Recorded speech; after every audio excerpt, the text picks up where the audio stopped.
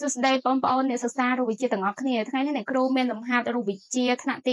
9ទាក់ទងនឹងមេរៀនខ្នោះកុំឲ្យខាត់ពេលយូរយើងទៅមើលប្រធានលំហាត់ទាំងអស់គ្នា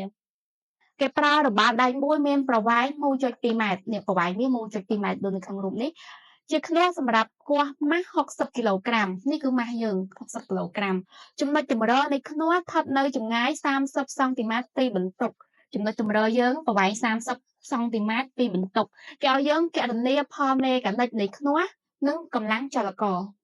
អញ្ចឹងយើងគណនាផលមេកានិកយើងតាមរូបមន្ត MA ស្មើប្រវែងដៃខ្នោះ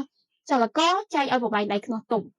ដោយប្រវែងដៃខ្នោះចលករយើងគេអត់ប្រាប់ទេប៉ុន្តែគេប្រាប់ប្រវែងសរុបហើយគេប្រាប់ប្រវែងដៃខ្នោះទប់អញ្ចឹងយើងយកប្រវែងសរុប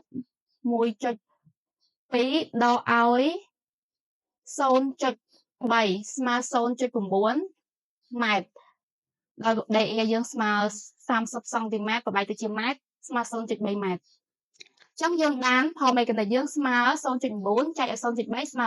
3ផលមេកានិកយើងអត់មានខ្នាតទេចំណុចបន្ទាប់គេឲ្យយើងគណនាកម្លាំងចលករអញ្ចឹងយើងតាមរូបមន្តផលមេកានិកស្មើកម្លាំងទប់ចែកឲ្យកម្លាំងចលករយើងទាញរកកម្លាំងចលករស្មើកម្លាំងទប់ចែកឲ្យផលមេកានិកដោយ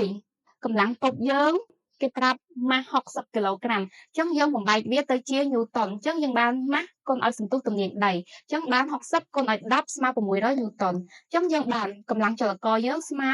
600ចែកឲ្យ3ស្មើ200ញូតុនលំហាត់យើងត្រូវបានចប់ត្រឹមនេះហើយសូមអរគុណជួបគ្នានៅវីដេអូក្រោយ